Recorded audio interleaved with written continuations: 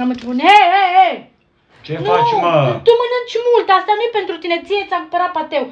Iubire, tu de azi și până în 20 decembrie mănânci doar pâine și pateu, că tu ești capul familiei și tu poți să, ca să strângi cureaua un pic. Da? Tu mănânci Când o să vină 20 decembrie, o să veniți la mine, ai bani? Nu, o să vă dau cenți.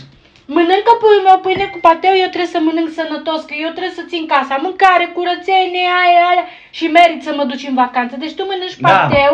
Exact cum dai tu mie să mănânc, așa o să mergi tu în vacanță, promit. Tu mănânci pateu ca să poți să aduni bani pe bani, să putem pleca în concediu. De unde pula mea să adun bani pe bani când eu n-am primul ban? Să pun ce? Să pun peste? Salariul cu salariul, care le iei acum și salariul celălalt. Cum?